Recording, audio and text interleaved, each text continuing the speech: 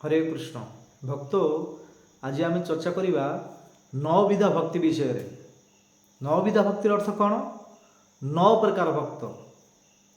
श्रीमद् भागवतम सप्तम स्कंदे श्री प्रहलाद महाराज दिव्य उपदेश जो कि निजर बापा हिरण्यकशिपु को कहते से विषय चर्चा करवा। नौ प्रकार भक्ति। भक्ति तो बहुत बहुत प्रकार भक्ति अच्छी, परंतु प्रहलाद जो शुद्ध भक्त थिले आउ भक्त ही जड़े शुद्ध भक्त ही भक्ति विषय वर्णन करें। शुद्ध भक्त ही भक्ति विषय कहीपर बतई पारे। तो प्रहलाद किए? शुद्ध भक्त। भगवान विष्णु नारायण नृसिंहदेव भगवान शुद्ध भक्त थिले प्रहलाद। तांके ही नवविध भक्ति शिखई। तो आसतु से नवविध केवल कहले तो हेनी, श्लोक माध्यम आम शुणा। शास्त्र प्रमाण श्रीमद् भागवतम सप्तम स्कंदे प्रहलाद महाराज निजर बापा को कहते कौन? श्रवणम कीर्तनम विष्णु स्मरणम पादसेवनम अर्चनम वंदनम दास्यम साक्ष्यम आत्मनिवेदनम। जेतेबेले प्रहलाद महाराज छोट बालक थिले, 7 वर्षर बालक थिले, से समय रे हिरण्यकशिपु जो कि बापा असुरराज हिरण्यकशिपु गुरुकुल को पठेइथिले। आग आजिटू आमर भारत मध्य थिला, आजिटू 40-50 वर्ष पूर्व जो बालक को 5 वर्ष 6 वर्ष हो जाउथिला, प्रत्येक बापा माँ माने गुरुकुल को पठाउथिले। गुरुकुल रे सामाजिक पौराणिक आर्थिक नैतिक राजनैतिक आध्यात्मिक विभिन्न प्रकार ज्ञान प्रदान करुले गुरुदेव। गुरुकुल को जाऊे। तो प्रहलाद को मध्य जो 7 वर्ष होता से समय हिरण्यकशिपु गोटे विश्वविद्यालय खोली, निजर पर्सनल स्कूल गोटे थिला। स्कूल खोली ऊपर गोटे बहुत बड़ बोर्ड लगे हिरण्यकशिपु विश्वविद्यालय। आ से केवल राक्षस बालक माने ही पढ़ी पारे। तो प्रत्येक बालक माने से स्कूल रे पढ़ुथिले। तांकर गुरुदेव किए थिले? षंड अमरक, जो कि शुक्राचार्य 2टा पुत्र थिले। षंड अमरक 2 जन टीचर थिले। प्रत्येक बालक मान को विभिन्न प्रकार ज्ञान दि जाउथिला। परंतु धर्म अर्थ काम और मोक्ष जो 4टा पुरुषार्थ अच्छी ना, धर्म अर्थ काम मोक्ष, से जो हिरण्यकशिपु स्कूल रे ये 3टा ज्ञान दि जाउथिला। धर्म अर्थ और काम मोक्ष विषय किछि मध्य कहू नथिले। षंड अमरक किछि मध्य ज्ञान दउ नथिले बालक मानक। तो मोक्ष काहे दिया नथिला ना, हिरण्यकशिपु कहि रखिथिले कि ए मोक्ष मु देबी। मोक्ष विष्णु देबेनी। विष्णु मोर होची एग्नेस्ट पार्टी, मोर शत्रु। विष्णु मुक्ति देबेनी, मु होची हिरण्यकशिपु। मु समस्तकर दाता, मु मोक्ष मु मुक्ति देबी। आ विष्णु को किए भक्ति करेनि। तो धर्म अर्थ काम मोक्ष रु केवल 3टा जिनस ही पढ़ा जाउथिला। आ मोक्ष विषय किछि मते ज्ञान प्रदान करा जाउ नथिला। तो हिरण्यकशिपु विभिन्न प्रकार ए टीचर मन को उपदेश देगी रखिथिले। तो हिरण्यकशिपुंकर जो बालक, हिरण्यकशिपुंकर 4टा पुत्र थिले, प्रहलाद अहलाद अनुलाद सहलाद। प्रहलाद बहुत छोट बालक थिले, गुरुकुल पठाइथिले। गुरुकुल रे अनेक अनेक ज्ञान प्रदान करथिले षंड अमरक। जेतेबेले 6 मास बीतिला गुरुकुल रे, जेते प्रहलाद पढ़ुथिले पाठ पढ़ुथिले, 6 मास जेते बीतीगला, तो हिरण्यकशिपुंकर जो स्त्री कयादु, मातांकर हृदय पुत्रपुत्री सब आसक्ति रोचे ना, पुत्रप्रति स्नेह प्रेम रोचे। तो कयादु माता हिरण्यकशिपु कहले कि अच्छा मोर पुत्र प्रहलाद 6 मास है गुरुकुल को जाइछि, मु देखि पारुनी, आ मते बहुत बाहर इच्छा अच्छी आ मोर पुत्र को देखिया पाए। तो हिरण्यकशिपु षंड अमरक को आदेश देले कि अच्छा प्रहलाद को राजमहल को बुला जाओ। तो षंड अमरक प्रहलाद को धरी राजमहल को धरी आसीथिले। हिरण्यकशिपु राज सिंहासन रे बसंती। प्रहलाद जाइए प्रणाम कले। प्रहलाद को जंघ उपर हिरण्यकशिपु बसैले आ पचारे कि अच्छा प्रहलाद, तू जो स्कूल रे गुरुकुल रे पाठ पढ़ीचु 6 मास है, तो को जिनसटा को ज्ञानटा भल लगिला मत टिके कह। हाँ एटा तो स्वाभाविक प्रत्येक बापा माँ इच्छा रोचे। हाँ आमे मैंने जदे जिते बड़े जो स्कूल रे पाठ पढ़ुलु घर को जो आसुले हाँ घर बापा माँ पचारुले कि आज कौन पाठ पढ़ाला। हाँ आउ जो परीक्षा हम परीक्षा पेपर रे कौन कौन पढ़ा सब पचारुले ना। तो हिरण्यकशिपु इच्छा है कि मो पुत्र तो 6 मास है पाठ पढ़ुची आ कौन कौन पाठ पढ़ी देखा पचार। तो हिरण्यकशिपु पचारे कि अच्छा 6 मास पर्यंत हे प्रहलाद तोर कल्याण हो आउ तू जो 6 मास पर्यंत पाठ पढ़ुचु गुरुकुल रे से पाठरू तोते को पाठटा बहुत भल लगिला सेटा मते कह। तो हिरण्यकशिपु को प्रहलाद महाराज यही श्लोकटा कही कौन श्रवणम कीर्तनम विष्णु शरणम पाद सेवनम अर्चनम वंदनम साक्ष्यम आत्मनिवेदनम। हाँ कहली कि जो हे असुर आज हिरण्यकशिपु हाँ मते जो 9 प्रकार भक्ति 5 ये 4 9 प्रकार भक्ति मते बहुत भल लगिला। 9 प्रकार भक्ति कौन ये तो भागवत सप्तम स्कंद रे बहुत सुंदर भाव में व्याख्या करा जाइछि। यदि मुझे वीडियो रे व्याख्या करी बहुत लंबा वीडियो हो सर्टकट रे कहूँ। श्रवण श्रवण अर्थ हूँ भगवान हरि कथा श्रवण करवा शुद्ध भक्त मानकर मुखारबिंदु साधु गुरुजन मानकर मुखारबिंदु भगवान हरि कथा से मत भागवत कथा श्रवण करवा। श्रवण माने आमे श्रोता रूप में बसवा प्रवक्ता जड़े जी भगवान भक्ति करुवे श्रीमद भागवत विषय ठीक भाव में जानी थे जी वैराग्य व्यक्ति थे त्यागी व्यक्ति थे भगवान श्रद्धा शुद्ध भक्ति करुवे से मुखर कथा शुणा शुणा को कहते श्रवण। तो एक हूँ श्रवण श्रवण करके ईश्वर को प्राप्त कर तार ज्वलंत प्रमाण परीक्षित महाराज। परीक्षित महाराज को जो अभिशाप मिलला समीक ऋषि पुत्र श्रृंग ऋषि द्वारा आज 7 दिन भितर तक्षक नाग द्वारा तुम मृत्यु हम। तो परीक्षित महाराज सुखदेव गोस्वामी मुखारबिंदु ए 7 दिन भागवत कथा शुणी श्रीमद भागवत कथा 7 दिन शुणी श्रवण करते श्रवण कर ईश्वर को प्राप्त करते। तो श्रवण 2 हूँ कीर्तन। अच्छा परीक्षित महाराज श्रवण करके तो ईश्वर प्राप्त करते कीर्तन करके किए प्राप्त करते ना सुखदेव गोस्वामी।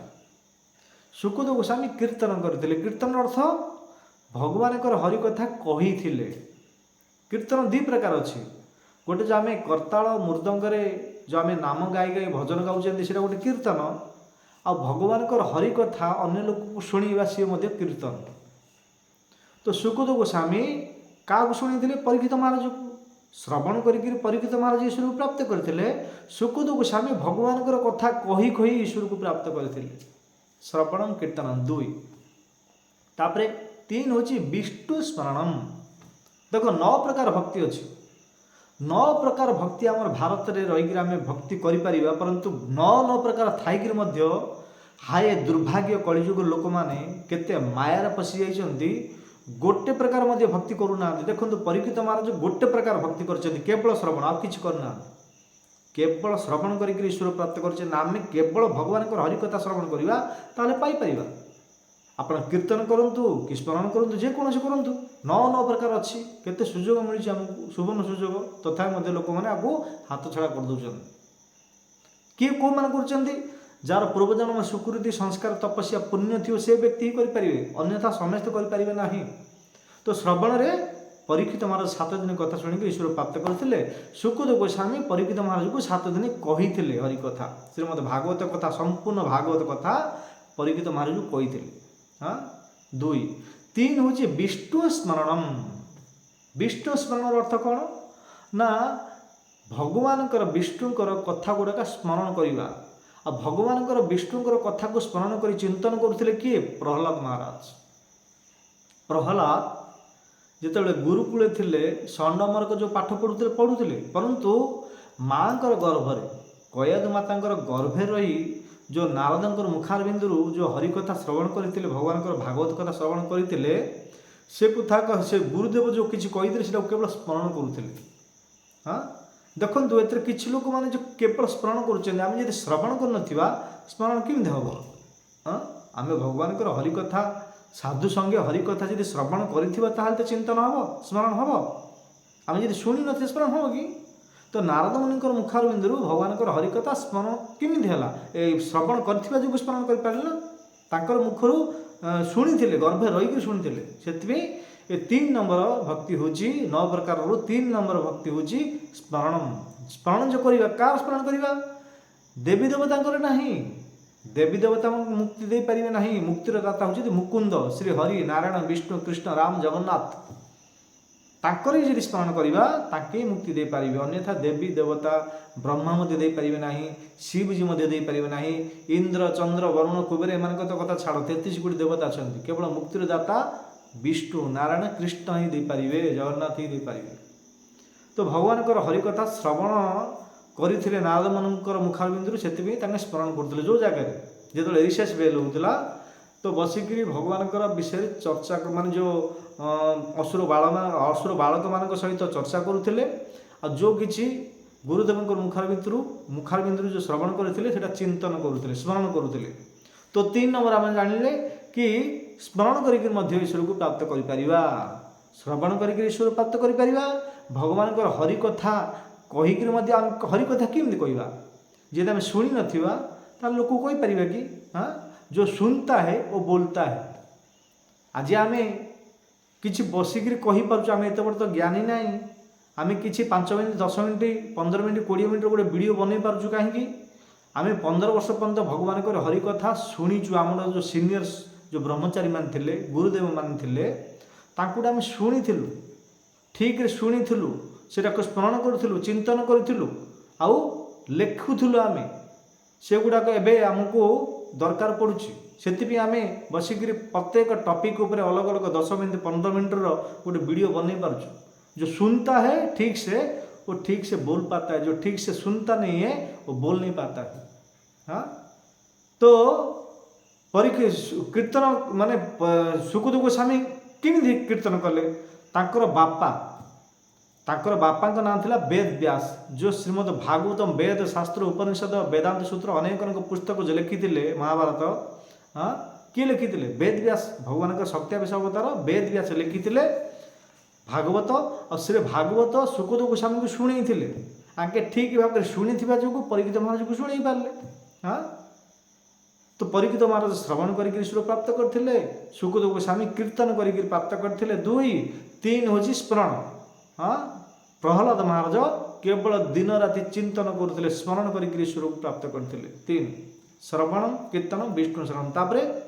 पाद सेवनम पाद सेवा भगवान रचा विग्रह स्थापना करी भगवान रचा विग्रह सेवा करी पाद सेवा करी ईश्वर को प्राप्त कर तार प्रमाण कौन किए को भक्त जो कि भगवान पाद सेवा करी ईश्वर प्राप्त करते लक्ष्मी माता आपण फोटो देखुवे प्रत्येक जगार फोटो रोचे अनंत शेष भगवान नारायण विष्णु शयन कर चरण पाखे बसुँच किए माता लक्ष्मी जगत जननी माता लक्ष्मी बसुँच चरण सेवा कर सेवा कर दिन राति केवल पाद सेवा पति परमेश्वर नम कहते मुंडिया मारुंच प्रणाम कर सेवा कर सेवा करी लक्ष्मी माता ईश्वर को प्राप्ति करथिले श्रवणम कीर्तनम विष्णु शरणम पाद सेवनम 4 लक्ष्मी माता प्राप्त करथिले तापरे 5 होची अर्चनम अर्चनम अर्थ होची भगवान विग्रह भगवान जो मूर्ति सेवा पूजा अर्चना करी ईश्वर को मध्य प्राप्त करि परिबा आर प्रमाण कौन किए करथिले ना पृथु महाराज 24 अवतार जन अवतार श्रीमद भागवतम चतुर्थ स्कंदे वर्णन कर जो कि 100 अश्वमेध यज्ञ करते पृथु महाराज 24 अवतार जन अवतार तांके आसीथिले बहुत बड़ बड़ मंदिर निर्माण करथिले श्री राधा राधाकांत राधा गोविंद राधा कृष्णकर विग्रह को रखिथिले अर्चना करुथिले अर्चना पूजा विधि करुथिले अर्चना पूजा विधि करिक ईश्वर को प्राप्त करि पारिथिले आबे मध्य घरे विग्रह को स्थापना करि परिबा कि घरे गोपाल रखि परिबा सदा सर्वदा नित्य प्रतिदिन भगवान अभिषेक करिबा आरती करिबा भगवान को श्रृंगार करिबा भगवान को भोग अर्पण करिबा हाँ ए प्रकार करिकिर मध्य आम ईश्वर प्राप्त करवा आज डेट्रे जो कि पृथु महाराज करें।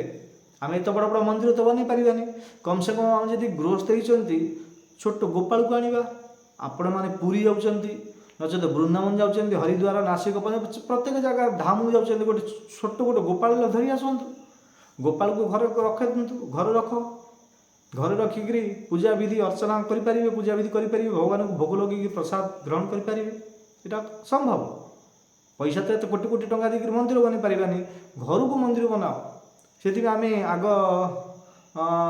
गोटे सिनेमा आसला यही आम संसार आम घर एक मंदिर से तो सरगटू सुंदर आम बो आमेर आमे सबु बोर यही आम संसार यही आम संसार गोटे सिनेमा आसीला आग सब जो सिनेमा गुड़ाक सब आसूला सब स्टोरी घर परिवार स्टोरी विषय भक्ति विषय माता पिता महत्व माता पिता सेवा विषय एगुड़ा सब स्टोरी आसूला आजिकल जो विभिन्न प्रकार सब बॉलीवुड फॉलीवुड आसिले फालतू सिनेमा गुड़ाक आस आग जो 20-30 वर्ष पूर्व बहुत सुंदर भल भल स्टोरी घर स्टोरी भक्ति विषय बापा माँ सेवा केम करवा बापा माँ महत्व कौन सब बहुत सुंदर दूसरे यही आम संसार आम घर एक मंदिर घर को वास्तव में गृहस्थ लोक मान घर ही मंदिर बनवाटा दरकार घर गोटे कक्ष गोटे रूम बनवा कथा भगवान विग्रह पाई जो किसी मिलला भगवान को अर्पण करके भजन करिया कथा प्रसाद रूप में आरती करिया कथा श्रृंगार करिया कथा हाँ तो ए प्रकार अर्चा विग्रह को स्थापना करी आम कर तार ज्वलंत प्रमाण श्रीमद भागवतम पृथु महाराज अर्चा विग्रह स्थापना करी अर्चना करी ईश्वर को प्राप्त करते तो केतटा है श्रवणम कीर्तनम विष्णु शरणम पाद सेवनम अर्चनम 5टा है पृथु महाराज अर्चना निधन करते अर्चन श्रवणम कीर्तनम विष्णु शरणम पाद सेवनम अर्चनम तापर 6 हूँ वंदनम वंदना माने भगवान विग्रह पाखे नचेत घरे रही वंदना कर स्तुति कर वंदना हाँ विभिन्न वंदना गुड़ाक रोचे ना जो आज डेट्रे एगुड़ा कौन जो अष्टकम हाँ जो स्तुति हाँ एगुड़ा को वंदना वंदना करी भगवान को पाई तार ज्वलंत प्रमाण अच्छा वंदना करी किए पाई ना अक्रूर महाराज हाँ सबुदिने वंदना करुले हाँ बंधुले माने भगवान को प्रार्थना करुले वंदना और जोर जोर उच्चारण कर वंदना करके ईश्वर प्राप्त करते अक्रूर महाराज ये 6 श्रवणम कीर्तनम विष्णु शरणम पाद सेवनम अर्चनम वंदनम 6 तापरे दास्यम 7 हूँ दास्यम दास्य माने भगवान चरण सेवा भगवान दासत्व भाव दास भाव रही आम ईश्वर को प्राप्त करिपरिबा। अच्छा दासत्व भाव में किए ईश्वर को प्राप्त करते ना हनुमान जी आपण मैंने फोटो मध्य देखिथे राज दरबार सीता राम लक्ष्मण हनुमान थे पाखरे हाँ राइट साइड रे हाथ जोड़िकी बसंती किए हनुमान हाँ हे प्रभु मत आदेश दियो मु आपन सेवा करी हाँ तो दास्य रूप में दास भाव में हाँ दास भाव में हनुमान ईश्वर को प्राप्त करते आम दासत्व होगा दरकार परंतु आज डेट्रे को लोक मैंने दास होगा चाहूना समस्त स्वामी होगा चाहूँ परंतु भगवान दास हेले केतिकी फायदा होची जे दास होती पचारतु आम भगवान दास हाँ दास कृष्ण दास बिंदास माया का दास सदा उदास कृष्ण दास बिंदास माया का दास सदा उदास जो कृष्ण दास होची से सदा सर्वदा नित्य प्रतिदिन बिंदास रही जो भक्त मान देखो आज डेट्रे आमको किसी मुझे मुंबई थी 15 वर्ष जो अभी 200 ब्रह्मचारी अच्छा नवद्वीप मायापुर अच्छा दिल्ली अच्छा बेंगलोर चेन्नई प्रत्येक जगह सब इस्कन अच्छी हाँ बाहर आउट ऑफ कंट्री अच्छी तो भक्त मान किसी सैलरी दरमा दि जाऊनी तथा केते से प्रफुल्लित मुख देखु नाचुंट गाँव जोर जोर उदंड कीर्तन कर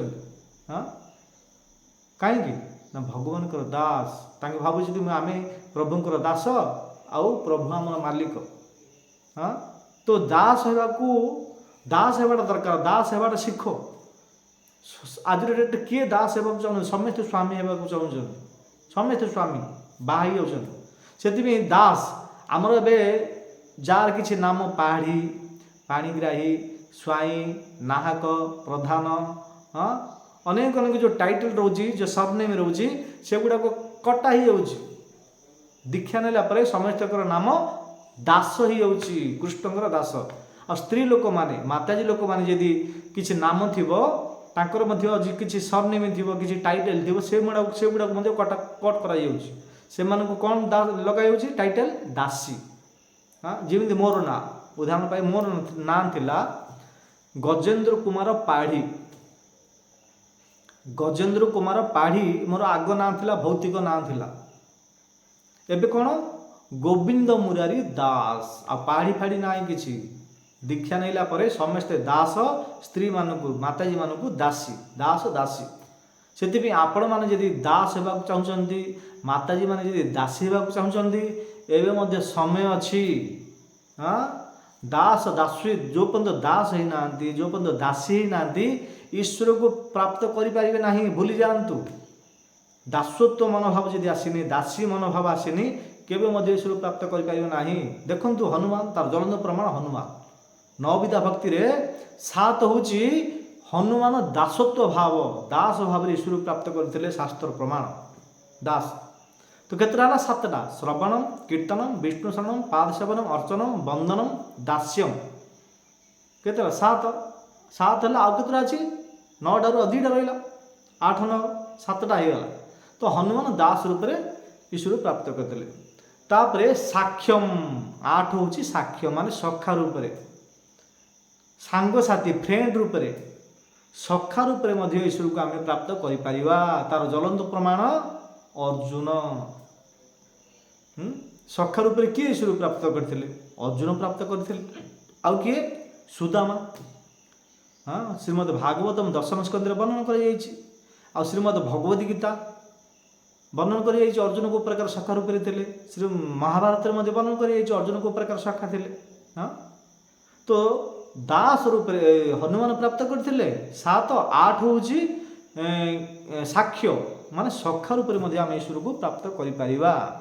हाँ देखो केते सुजोग आमको मिलूँ दास कर सखा रूप कर जदि दास कले किसी लोक लाज लगुच दास किए हम दास तो भाव लाज लगुच सांगसाथी तो लाज लगे ना वो भी कार सांगसाथी अनंत कोट ब्रह्मांड नायक भगवान श्रीकृष्ण सांग सखा रूप में ईश्वर प्राप्त कर तो साक्ष्यम तापरे 9 हूँ 9 आत्मनिवेदनम आत्मनिवेदन अर्थ हूँ सबु किछि धन संपत्ति घर द्वार पुत्र परिजन स्त्री समस्त को समर्पित करदेवा भगवान चरण में सबकि भगवान चरण में समर्पित जी कर दौरान अपने आप को निजक माने भगवान चरण में अर्पित कर दौरान ताकू कहते आत्मनिवेदनम से आमर गोटे आचार्य जन अच्छा भक्ति विनोद ठाकुर जो प्रभुपाद गुरु भक्ति सिद्धांत शास्त्री ठाकुर महाराज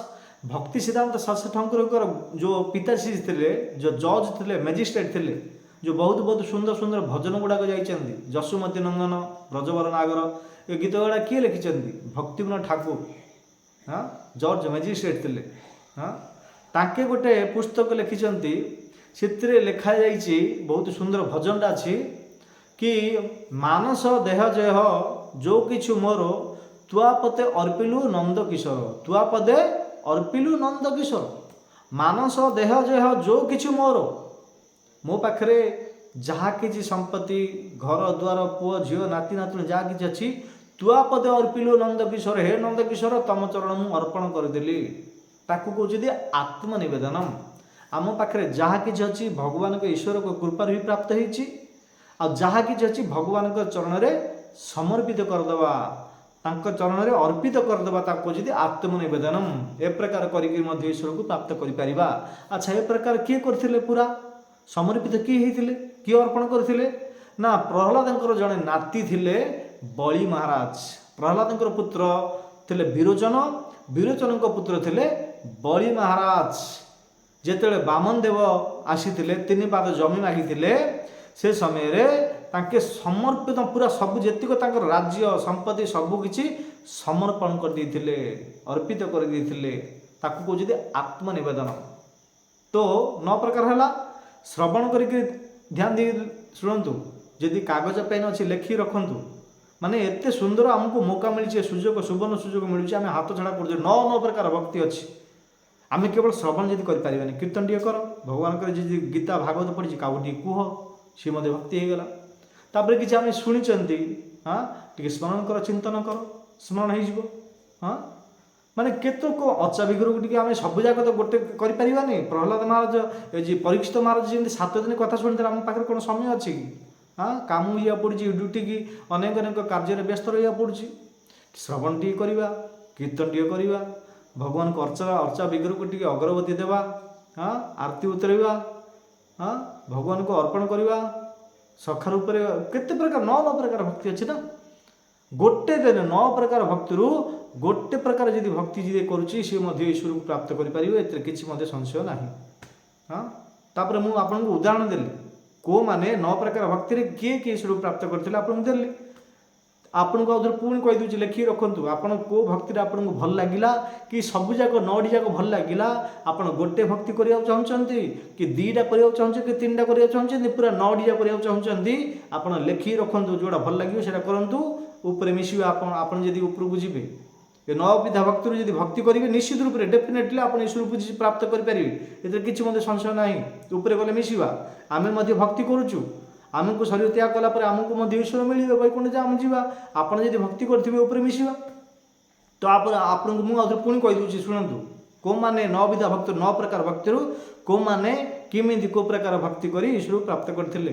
ଶ୍ରବଣ, ଏକ ହେଉଛି ଶ୍ରବଣ କରିକିରି ପରୀକ୍ଷିତ ମହାରାଜ ଈଶ୍ୱର ପ୍ରାପ୍ତ କରିଥିଲେ। 2 କୀର୍ତ୍ତନ, ଭଗବାନଙ୍କର ହରିକଥା ଭାଗବତ କଥା କହି ସୁକୁତ ଗୋସ୍ୱାମୀ ଈଶ୍ୱରକୁ ପ୍ରାପ୍ତ କରିଥିଲେ। କୀର୍ତ୍ତନ।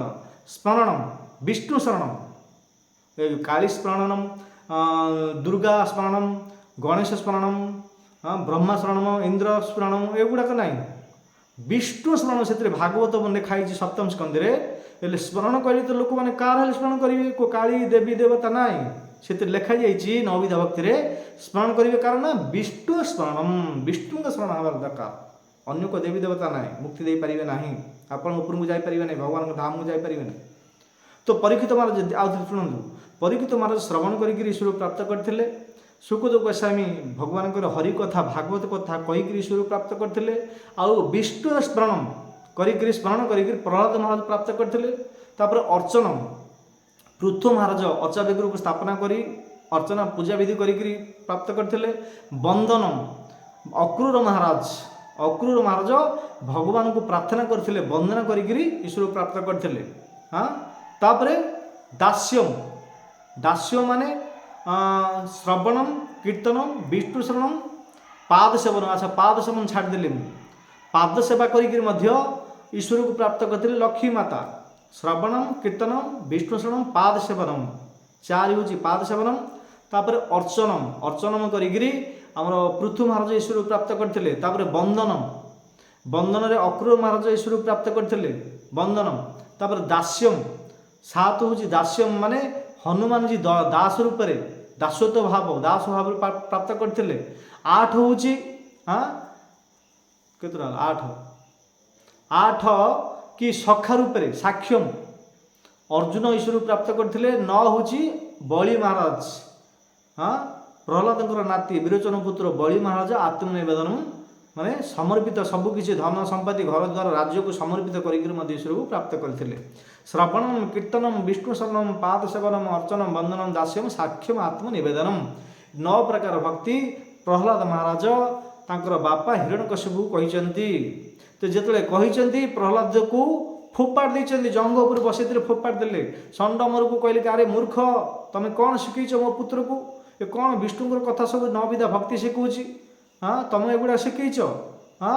ତାଙ୍କୁ ଡାକିଲେ ତ ସେମାନେ କହିଲେ କି, ନାଇଁ, ଏ ତ ଜନ୍ମଜାତ, ଏ ଜନ୍ମରୁ ଏ ପ୍ରକାର ଶିଖିଛି, ଆମେ ଏଗୁଡ଼ା ଶିଖେଇନୁ ମହାରାଜ, ଏ ଜନ୍ମଜାତ, ଆଗରୁ କେଉଁଠି ଶିଖିଛି ଆମେ ଜାଣିନୁ।